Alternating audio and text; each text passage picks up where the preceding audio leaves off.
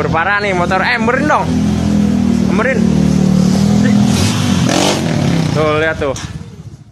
Halo, welcome back, meme. Gimana kabar kalian semua? Kangen gua nggak?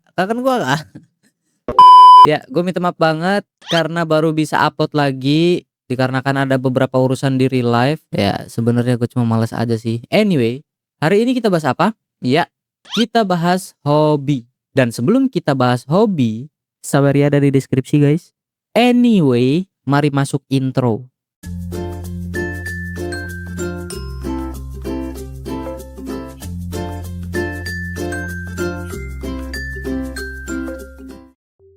Hobi. Siapa manusia di dunia ini yang gak punya hobi?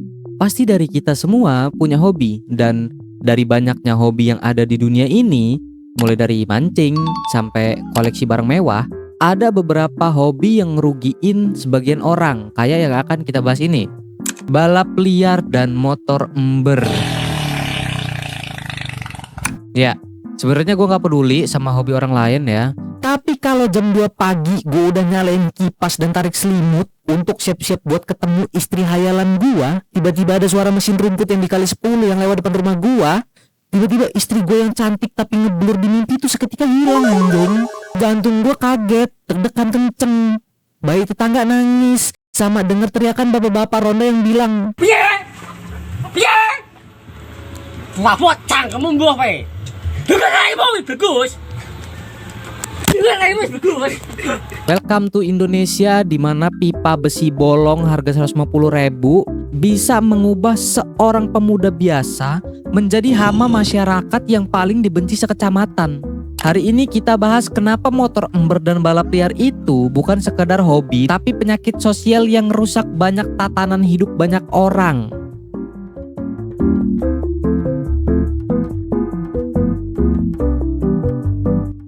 Coba kita tarik garis sejarahnya dulu.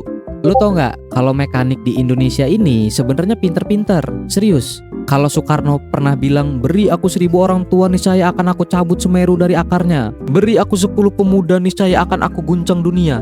Mekanik Indonesia pun bilang, beri aku motor metik bahanan niscaya akan aku buat dia berlari 150 km per jam, modal kirian doang, bor up low budget, sama modal nekat.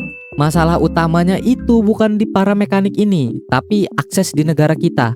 Fasilitas sirkuit yang ada itu jumlahnya bisa kita hitung pakai jari. Mau nyewa sirkuit mahal, mau masuk event resmi butuh kualifikasi dan dana sponsor yang gak sedikit. Alhasil apa? Kreativitas anak muda ini bingung mau disalurinya kemana. Akhirnya jalanan umum pun mereka gaskan buat jadi tempat balapan. Aspal yang seharusnya dipakai banyak orang untuk pulang kerja dan ambulan lewat, dijadiin tempat untuk taruhan 500 ribuan demi gengsi antar tongkrongan. Yang harusnya jadi bakat otomotif malah jadi tindakan kriminal yang ngebahayain nyawa orang lain.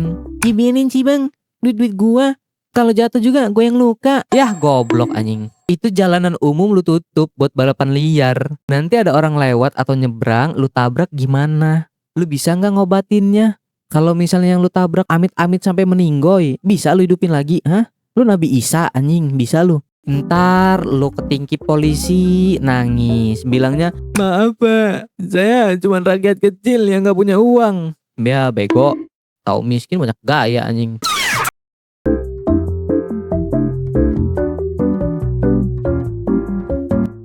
Kalau kita bahas balap liar, pasti ada saudara kandung yang bakal ikut keseret, motor ember.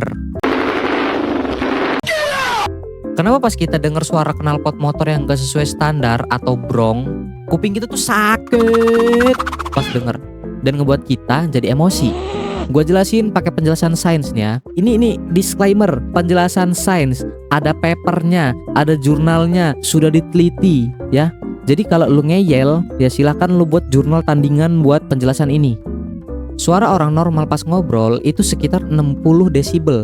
Dan batas aman suara yang bisa didengar manusia menurut WHO itu 85 desibel.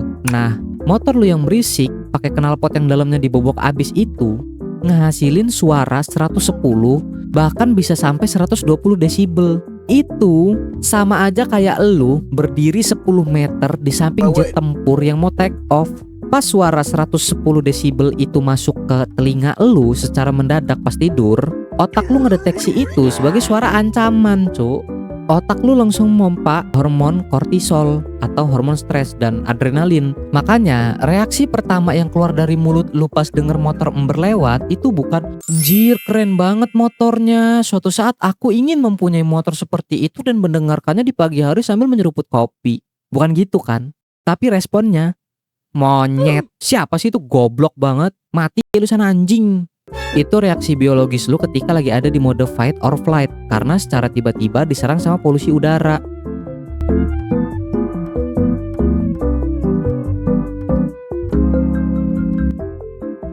Dan yang paling menggelikan adalah psikologi dibalik pengendara ember ini.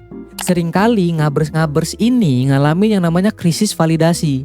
Di otak mereka mikir, nih gue yakin ya kalau gue lewat semua orang pasti bakal ngeliatin gue dan nganggep gue keren banget. Terus cewek-cewek yang ngeliat pasti langsung hamil karena denger suara knalpot gue. Padahal realitanya orang-orang ngeliat lu itu bukan karena lu keren, tapi karena heran. Kenapa kok bisa ada hewan yang bisa bawa motor? Lu itu gak dapat pujian dan kekaguman orang-orang. Yang lu dapat itu, lu dihardik sama bapak-bapak yang bete karena pagi-pagi kopinya tumpah gara-gara denger suara motor lu. Dan yang paling kasihan siapa? Ya orang-orang yang gak sengaja jadi korban. Lu bayangin coba, ada abang-abang nasgor yang lagi keliling buat cari nafkah buat anak istrinya, tapi gak bisa lewat karena jalannya lu tutup buat balap liar. Mau nyelonong lewat juga pasti dia ketakutan ngeliat orang gerombolan rame banget. Belum lagi bayi dari keluarga yang orang tuanya kerja banting tulang, mau istirahat tapi anaknya kebangun terus setiap 10 menit karena denger suara berisik. Jujur, dosa lu itu 11-12 sama kaum penyimpangan kalau gitu.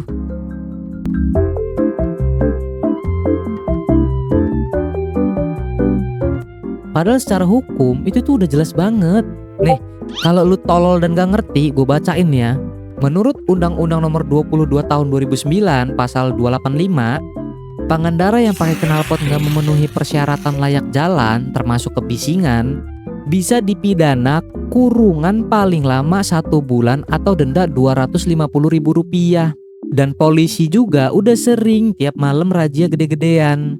Kadang ada yang knalpotnya dipotong pakai gergaji mesin, disuruh dengerin suara motornya sendiri dengan jarak 1 cm dari kuping supaya ngasih efek jerak, bahkan sampai digiles pakai alat berat. Tapi percuma juga sih.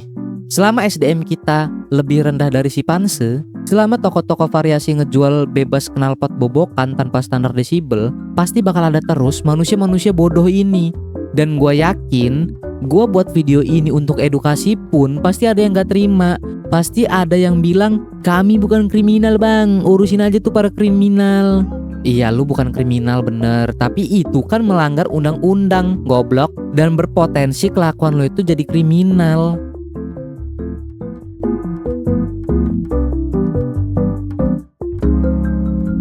Jadi, buat kalian yang punya motor ember dan hobi balap liar di jalanan umum, dengerin saran gue baik-baik nih. Dengerin.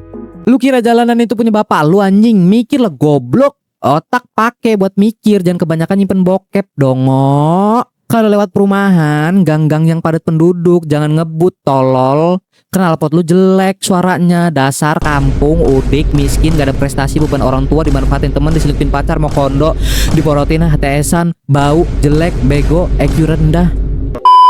Hobi motor itu sebenarnya keren, cuk, sumpah. Serius gua. Hobi motor itu sebenarnya keren. Modif motor itu art, seni. Nggak ada yang salah sama seni. I love art.